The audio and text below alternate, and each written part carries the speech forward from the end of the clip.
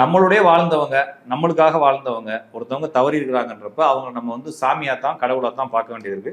இதுக்குள்ள போயிட்டு பயந்துகிட்டு குழப்பிக்கிட்டு அவர் ஏதோ நம்மளை வந்து டிஸ்டர்ப் பண்ணுவாரு, ஆவியா சுத்துவாரு, சுத்துறாதான் சுத்திட்டு போறாரு இல்லைங்களா? ஒரு படத்துல ஏதோ ஒரு படத்துல ஆவியா வந்து அவங்களோட காப்பாத்திட்டே இருக்கும், அவங்க அப்பா அம்மாவும் காப்பாத்துவாங்கன்ற மாதிரி ஒரு வீட்டுல இருக்கிற மாதிரி மனசுக்குள்ள நினைச்சிட்டு அப்பா காப்பாத்துறாரு, அம்மா காப்பாத்துறாரு, தாத்தா காப்பாத்துறாருன்னு போலாமே தவிர இதுக்குள்ள போயிட்டு நீங்க வந்து மனிதன் மரணம் அடைஞ்சா மட்டும்தான் மரணம்னு நினைக்கிறீங்க. நம்ம வந்து டெய்லி சாப்பிடக்கூடிய கோழி, மீன் இதெல்லாம் தான் மரணம் அடையுது இல்லைங்களா? அப்ப இப்போ லேடிஸ் மட்டும்தான் வெள்ளை சேலை கட்டிட்டு பேயா வராங்க. எந்த மீனுமே வெள்ளை சேலை கட்டிட்டு பேயா வரல. கோழி, வெள்ளை கோழி பேயா வந்துச்சுன்னா எப்படி இருக்கும்? இது மாதிரிலாம் எதுவும் வரதில்லைன்றப்ப நம்ம வந்து நம்மளுடைய நம்பிக்கைகளை மனித அளவுல மட்டும் வச்சுக்கிட்டு இருக்கோன்றதுனால எல்லா உயிர்களும் ஒண்ணுதான் இல்லைங்களா?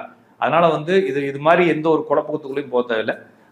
நான் அது மட்டும் இல்லாம இது வந்து என்னைக்கோ ஒரு நாள் ரேரா நடக்குது இல்லைங்களா? யாருமே இப்ப செத்தவங்களை தூக்கி உட்கார வச்சுலாம் ஓட்டு போறது இல்லை. அதுக்கு வண்டியில கூப்பிடுறாங்க, போறப்ப இறந்துடுறாங்க, எமர்ஜென்சியா போறப்ப தவறிடுறாங்கன்றப்ப இப்போ ஒரு ஆட்டோல கூட்டு போறோம், ஆட்டோல தவறிட்டாருன்னா ஒரு ஆட்டோ வைக்க சொன்னா பாவம் அவர் என்ன செய்வாரு?